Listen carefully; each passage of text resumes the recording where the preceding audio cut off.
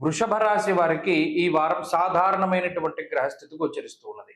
దీర్ఘ సంచార గ్రహములైనటువంటి గురుగ్రహము, శనేశ్వరుడు, రాహువు ఈ గ్రహాలతో పాటు చంద్రుని యొక్క అనుకూలత మాత్రమే ఈ వారం కనబడుతూ ఉన్నది.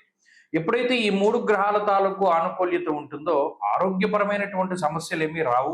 అలాగే ఆర్థిక ఇబ్బందులకి అవకాశం ఉండదు. కానీ ఇక్కడ ఈ దీర్ఘ సంచార గ్రహాలతో పాటు మిగిలిన గ్రహాలు కూడా అనుకూలించాలి. ఉదాహరణకి చూస్తే ఈ రాశి వారికి అర్ధాష్టమ రవి యొక్క స్థితి, అలాగే తృతీయ భావమందు శుక్రబుద్ధుల యొక్క స్థితి, పంచమ స్థానమందు కుజుడు ఈ రాశి వారిని ఇబ్బంది పెట్టేటువంటి గ్రహాలు. అనగా ఏమవుతుంది, అటు తృతీయ స్థానమందు బుధ శుక్రులు ఉండడం ఏదో భయంగా ఉంటుంది.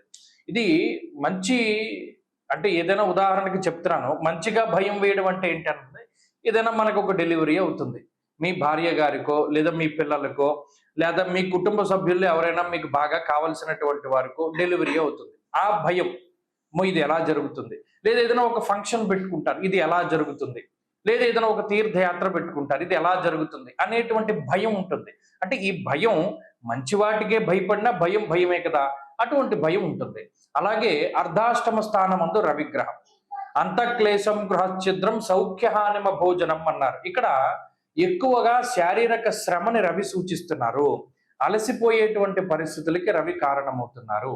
ఇటువంటి విషయాలను ఎక్కువగా దృష్టి పెట్టుకోవాలి. అంటే ఏంటి, ఈ రాశి వారికి ఉద్యోగ వ్యాపారాల పరంగా ఏ విధమైనటువంటి ఇబ్బందులు ఉండవు, కానీ శారీరక అలసట ఉంటుంది, మానసికమైనటువంటి భయం ఉంటూ ఉంటుంది. ఇవి రెండూ కూడా ఈ రాశి వారిలో ఎక్కువగా కనబడుతూ ఉంటాయి, ప్రత్యేకించి ఈ వారంలో.